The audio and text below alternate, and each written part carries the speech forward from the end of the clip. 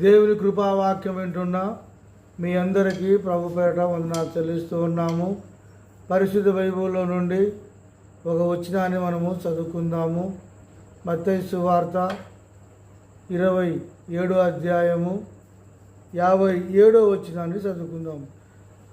యేసు తన శిష్యుడుగా ఉన్న అరిమతయు యోసేపు అను ఒక ధనవంతుడు సాయంకాలమైనప్పుడు వచ్చి, ఇక్కడ యేసు ప్రభు శిష్యుడు ఉన్నాడు.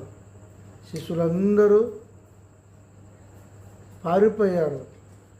ఒక శిష్యుడు మాత్రము వచ్చాడు. యేసుక్రీస్తు ఇంచుమించు 3 గంటల సమయంలో ఆయన తల వంచి తన ప్రాణమును విడవగా, వెంటనే ఆ సమయంలో భూకంపము కలుగుతుంది, చీకటి కమ్ముతుంది, భూమి కదులుతుంది, బండలు బద్దలవుతాయి, అలాగే సమాధులు తెరబడతాయి, అనేక కార్యములు జరుగుతాయి. జరిగినప్పుడు అప్పుడు స్త్రీలు మాత్రము అందరూ పోయినా సరే యేసుక్రీస్తు కలవరి శిలువలో ఆయన తల వంచి తన ప్రాణమును ఇడిచియాడు.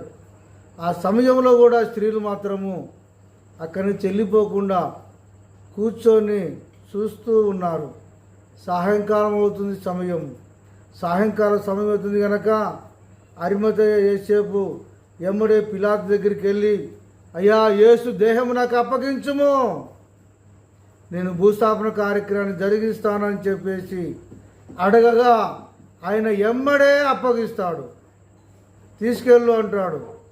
ఎమ్మడే శిలువలో నుండి కిందికి దింపి శుభ్రమైన నారబట్టలతో చుట్టి ఎమ్మడే ఆయన తొలిసిన కొత్త సమాధిలోనికి తీసుకెళ్ళి సమాధిలో ఉంచి పెద్ద రాయి పొర్లించి అక్కడ వెళ్ళిపోతారు. కానీ స్త్రీలు మాత్రము సమాధికి దూరముగా కూర్చొని వాళ్ళు చూస్తూ ఉన్నారు. అక్కడ అందరూ వెళ్ళిపోయారు. సమాధి మాత్రము సాయంకాలమున జరిగినట్టు మనము చూస్తున్నాం. యేసుక్రీస్తు దాదాపుగా 3 గంటల సమయంలో ఆయన ఆత్మను తండ్రికి అప్పగించాడు, తన ప్రాణమును విరిచాడు.